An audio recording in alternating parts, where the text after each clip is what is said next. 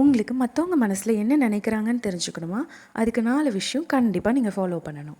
First நம்ம மனசை ஒருநிலைப்படுத்தணும். முடிஞ்ச விஷயத்த நம்ம நினச்சிட்டே இருக்கக்கூடாது. அதே போல் ஃப்யூச்சர் பற்றியும் யோசிக்கக்கூடாது. நம்ம முதல்ல ப்ரெசண்ட்டில் இருக்கிறதுக்கு ட்ரை பண்ணணும். நம்ம மனசை முதல்ல தெளிவாக வச்சுக்கணுங்க. எவ்ரிடே ஒரு 5 மினிட்ஸ் மெடிடேட் பண்ணுங்கள். உங்கள் மனசு லேசாக மாற நீங்கள் ப்ரெசண்ட்டில் இருக்கிறதுக்கு பெஸ்ட் வே. இப்படி பண்ணிங்கன்னா கண்டிப்பாக மற்றவங்க மனசில் என்ன இருக்குதுன்னு ஈஸியாக கெஸ் பண்ணிடலாங்க. நெக்ஸ்ட் ஒருத்தங்க கிட்டே நீங்கள் பேசும்போது அவங்க கண்ணை நல்லா கவனிங்க. கண் பேசாதுங்க, ஆனால் நமக்கு நிறைய விஷயங்களை உணர்த்தும். அவங்க கண்ணை பார்க்கும் போதே அவங்க ஹாப்பியாக இருக்காங்களா இல்லை அவங்க சேடாக இருக்காங்களாங்கிறத நம்மளால் தெரிஞ்சுக்க முடியும். ஒருத்தங்கிட்ட பேசும்போது அவங்க கண்ணை பாருங்கள், ஹாப்பியாக இருக்காங்களா இல்லை அவங்க சேடாக இருக்காங்களான்னு பார்த்தாலே நம்மளுக்கு தெரியும்.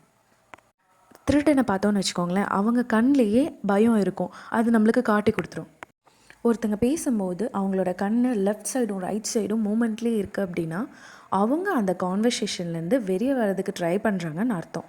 ஒருத்தவங்க உங்ககிட்ட பொய் சொல்கிறாங்கன்னா அவங்க கண்ணை நேருக்கு நேராக உங்களை பார்த்து பேச மாட்டாங்க.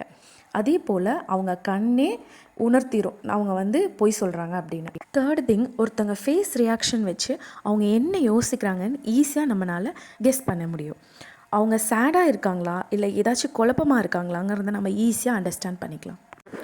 4வது, அவங்களோட ஃபிசிக்கல் எக்ஸ்ப்ரெஷன் வச்சு ஒருத்தங்களை நம்மளால் புரிஞ்சுக்க முடியும். அவங்க என்ன யோசிக்கிறாங்கன்னு நம்மளால் ஈஸியாக நோட் பண்ண முடியும். எப்படின்னு பார்த்தீங்கன்னா, சில பேர் கை அசைச்சிக்கிட்டே பேசுவாங்க. சில பேர் என்ன பண்ணுவாங்கன்னா 2 கையை கோர்த்துப்பாங்க. சில பேர் இன்னும் சில பேர் பேசும்போது அடிக்கடி ஃபேஸில் கை வைப்பாங்க. இது மாதிரி பிஹேவ் பண்ணுறவங்க அவங்க மனசில் என்ன இருக்குது அதை எக்ஸ்ப்ரெஸ் பண்ணுறதுக்காக அவங்களோட ஃபிசிக்கல் எக்ஸ்ப்ரெஷனை யூஸ் பண்ணுவாங்க.